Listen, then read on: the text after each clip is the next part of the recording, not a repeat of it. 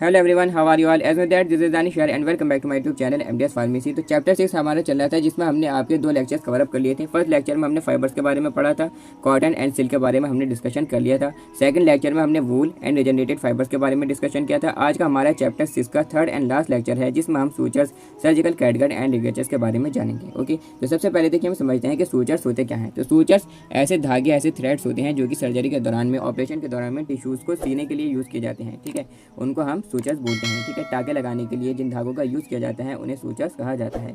These are sterile threads, strings और strands कैसे होते हैं? स्टेराइल होते हैं। यानी स्टेराइल आप समझते हैं, यानी कि free from bacteria, free from micro organisms. वो माइक्रो ऑर्गेनिम्स जो कि हार्मफुल होते हैं, अगर इनको स्टेराइल नहीं किया जाए तो क्या हो जाता है, उसमें पस पड़ने लगता है। ठीक है, इन्फेक्शन हो जाता है, तो ये ऑलरेडी स्टेराइल ही आते हैं। These are sterile threads, sterile threads होते हैं, धागे होते हैं।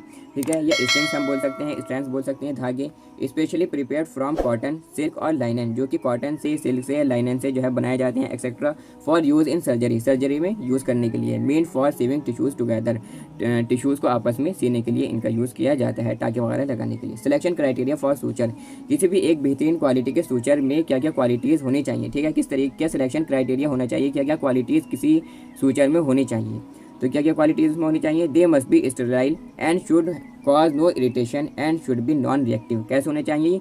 स्टेराइल होने चाहिए, यानी कि free from bacteria, free from micro organisms होने चाहिए। किसी भी तरह का कोई भी आउट ग्रोथ जो है नहीं होनी चाहिए बैक्टीरिया की वाउंड पर। ठीक है, and should cause no irritation, और किसी भी तरह की जलन, किसी भी तरह की इरिटेशन कॉज नहीं करने चाहिए घाव पर या जो हम टिश्यू सी रहे हैं। ठीक है, and should be non reactive, और किसी भी चीज़ के साथ में रिएक्ट नहीं करनी चाहिए। ठीक है, फॉर एग्जाम्पल हमने कोई टिश्यू सिया, उसके साथ में नॉन रिएक्टिव होने चाहिए, कोई रिएक्शन उसके साथ में इसकी नहीं होनी चाहिए। They should have finest possible gauge and adequate strength, इसमें क्या होनी चाहिए? फाइनेस्ट, पतली से पतली जो है क्या होनी चाहिए? गॉज इसमें होनी चाहिए, और एडुकेट स्ट्रेंथ होनी चाहिए, मतलब खिंचाव इसमें काफ़ी ज़्यादा होना चाहिए, ताकि कि इसको जो उसमें सीते हैं तो काफ़ी ज़्यादा टाइट गिरा लगाई जाती है, गांठ लगाई जाती है, तो इससे ताकि के बीच बीच में टूटे नहीं, तो काफ़ी ज़्यादा मजबूत होने चाहिए। ठीक, they should be tolerated by tissues, tissues के साथ में कैसे होने चाहिए? एकदम ये टिश्यूज़ के साथ में एकदम, मतलब किसी भी तरह का उसके साथ में कोई भी रिएक्शन कॉज नहीं कराएं, उसके साथ में बिल्कुल ये एकदम कंफर्टेबल होने चाहिए। ठीक है, प्रिपरेशन, अब इनको किस तरीके से प्रिपेयर किया जाता है, किस क्या कौन कौन से मेथड्स हैं जिनसे इसको प्रिपेयर किया जाता है। तो फिलहाल तो यहाँ पर एक ही प्रिपरेशन है जिसको हम पढ़ेंगे।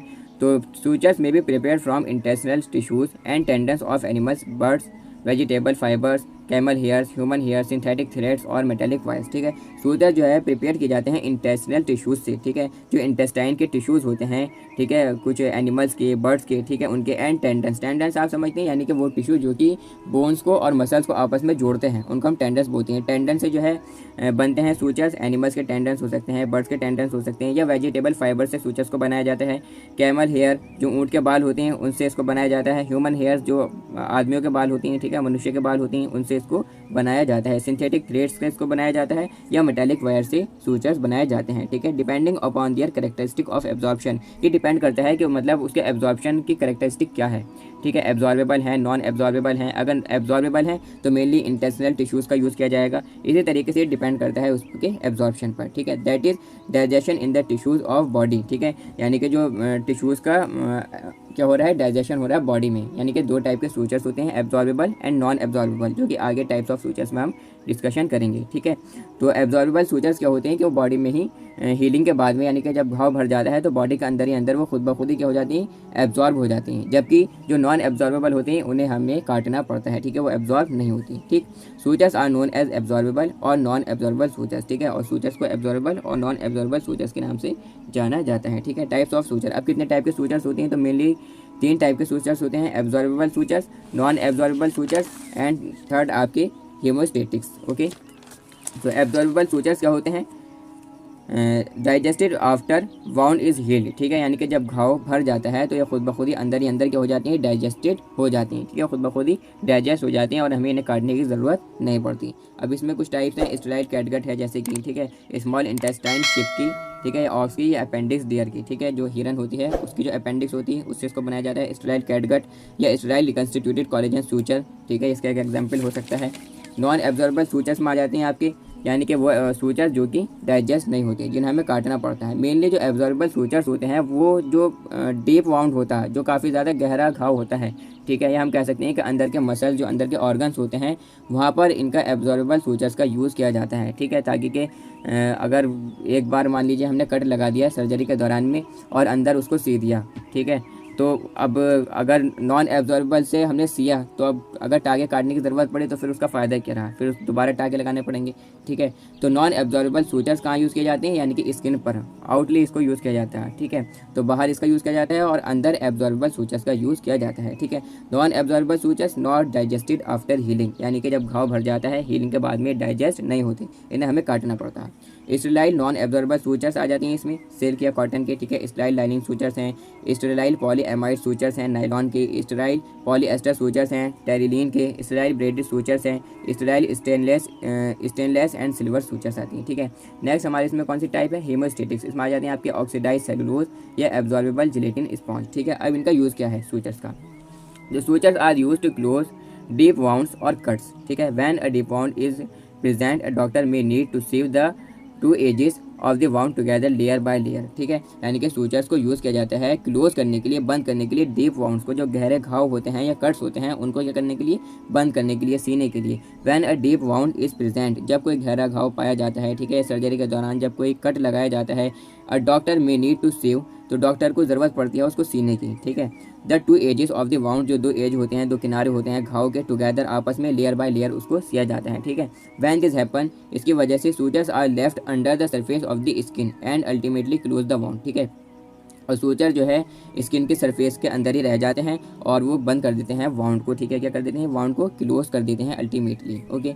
Depending upon the physical and chemical properties and also the desired effect, various sutures are effectively use under different conditions, ठीक है। ये डिपेंड करता है फिजिकल और केमिकल प्रॉपर्टीज़ पर और डिजायर इफेक्ट पर, कि किस टाइप की फिजिकल और केमिकल प्रॉपर्टीज़ हैं, ठीक है। डिजायर्ड इफेक्ट पर ये क्या करता है, डिपेंड करता है, क्योंकि उस इनके हिसाब से, यानी कि फिजिकल और केमिकल प्रॉपर्टीज़ के हिसाब से और डिजायर्ड इफेक्ट के हिसाब से वेरियस टाइप के सूचर्स इफेक्टिवली होते हैं, ठीक है, डिफरेंट कंडीशंस में, ठीक।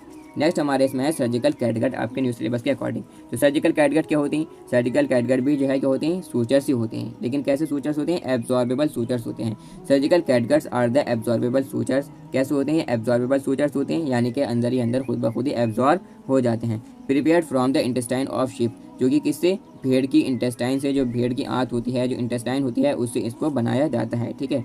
The name catgut is derived from the word kit gut means small violin, ठीक है। जो ये वर्ड है कैटगट, ये हम लिया गया है, ठीक है, कहाँ से, किट गट वर्ड से लिया गया है, जिसका मतलब होता है स्मॉल वायलिन, ठीक है। It is a thread use to stitch various tissues muscles और टेंडन्स टुगेदर, ठीक है। ये क्या होती हैं, धागे होते हैं जो कि यूज़ किए जाते हैं स्टिच करने के लिए, ठीक है, आपस में जोड़ने के लिए, सीने के लिए, वेरियस टाइप के टिश्यूज़ को, मसल्स को और टेंडन्स को, ठीक है, आपस में जोड़ने के लिए, चिपकाने के लिए, ठीक।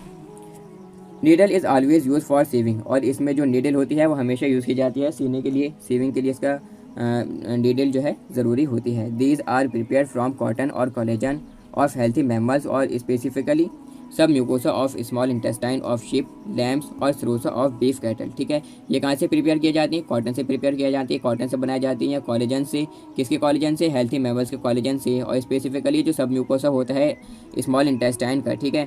जो शिप की जो स्मॉल इंटेस्टाइन है, स्मॉल इंटेस्टाइन का जो सब म्यूकोसा पार्ट होता है, ठीक है, लेयर्स होती है ना इसमें भी, तो जो सब म्यूकोसा पार्ट होता है उससे इसको बनाया जाता है। लैम्स आप समझते हैं, यानी कि भेड़ के बच्चे जो होते हैं उनकी जो है सब म्यूकोसा से, स्मॉल इंटेस्टाइन की सब म्यूकोसा से इसको बनाया जाता है। या जो बीफ कैटल होता है उसकी सिरोसिस से इन्हें बनाया जाता है, कि नहीं, सर्जिकल कैटगट को, ठीक। Synthetic absorbable polymers, kangaroo tendons and ribbon guts are also use for the preparation of catguts, ठीक है। सिंथेटिक एब्जॉर्बल पॉलीमर्स हुई, कंगारू टेंडन्स हैं या रिबन गट्स हैं, ये भी यूज़ किए जाते हैं कैटगट्स की प्रिपरेशन के लिए, कैटगट्स को बनाने के लिए। So it can be concluded that, तो ये एक तरीके से जो निचोड़ निकल कर आया है, it can be concluded that, निचोड़ है, that catgut suture is a type of surgical suture, कि कैटगट सूचर जो होते हैं एक टाइप के सर्जिकल सूचर्स होते हैं। That is naturally degraded by bodies on proteolytic enzymes, जो कि क्या होते हैं, डिग्रेडेड हो जाते हैं, या आप ऐसा सिंपल लैंग्वेज में समझें कि एब्जॉर्ब हो जाते हैं, ठीक है, बॉडी के ऑन प्रोटीलाइटिक एंजाइम से। प्रोटीलाइटिक आप समझती हैं, यानी कि वो एंजाइम जो कि प्रोटीन को डाइजेस्ट कर देती हैं, ठीक है। तो प्रोटियोलाइटिक एंजाइम से क्या हो जाते हैं, नेचुरली एब्जॉर्ब हो जाते हैं, डिग्रेडेड हो जाते हैं। नेक्स्ट हमारे जिसमें है वो है लिगेचर्स। लिगेचर्स क्या होते हैं, ये भी जो है स्टेराइल थ्रेड्स होते हैं, लेकिन इसमें कोई किसी भी टाइप की नीडल नहीं होती। These are also sterile threads, ये भी क्या होते हैं, स्टेराइल थ्रेड्स होते हैं, धागे होते हैं, use for tying the tissues, जो कि टिश्यूज़ को और ऑर्गन्स ड्यूरिंग सर्जरी, ठीक है, टिश्यूज़ या ऑर्गन्स को बांधने के लिए या हम कह सकते हैं गांठ वगैरह लगाने के लिए, टिश्यूज़ को बांधने के लिए यूज़ किया जाता है इसका सर्जरी के दौरान में। A ligature is a thread और string without a needle which is use to tie blood vessels and other tissues together, ठीक है। एक लिगेचर जो है क्या होता है, थ्रेड होते हैं, धागे होते हैं या स्ट्रिंग होते हैं, विदाउट ए नीडल, जिसमें कोई नीडल नहीं होती, ठीक है। अभी जो पहले के सूचर्स थे, सर्जिकल कैटगट, और जो हमने एब्जॉर्बेबल नॉन एब्जॉर्बेबल सूचर्स पढ़े, इसमें क्या होती है कि नीडल लगी हुई आती है, लेकिन इसमें क्या होती है, नीडल नहीं होती, विदाउट नीडल, ठीक है, जो कि क्या होती है, यूज़ किए जाते हैं ब्लड वेसल्स को टाई करने के लिए, ब्लड वेसल्स में गांठ लगानी है, ठीक है, बांधना है उसको, ठीक है, उसके लिए, और अदर अदर टिश्यूज़ को बांधने के लिए इनका यूज़ किया जाता है। No needle is use for tying, किसी भी तरह की सुई यूज़ नहीं की जाती बांधने के लिए, ठीक है, टाइंग के लिए। Ligatures are prepared from cotton, silk, linen, nylon, polyamide, polyesters and stainless steel wire, ठीक है। किस किस चीज़ से प्रिपेयर्ड होते हैं, लिगेचर्स प्रिपेयर्ड होते हैं कॉटन से, सिल्क से, लाइनन से, नायलॉन से, पॉलीएमाइड, पॉलिएस्टर से, ठीक है, और स्टेनलेस स्टील वायर से इनको प्रिपेयर किया जाता है। दे आर नॉन एब्जॉर्बेबल, ठीक है, कैसे होते हैं, नॉन एब्जॉर्बेबल होते हैं, यानी कि एब्जॉर्ब नहीं होते हैं, ठीक है। Human hairs, silkworm, gut, tantalum, silver and bronze fibres are also utilise for the preparation of ligatures, ठीक है।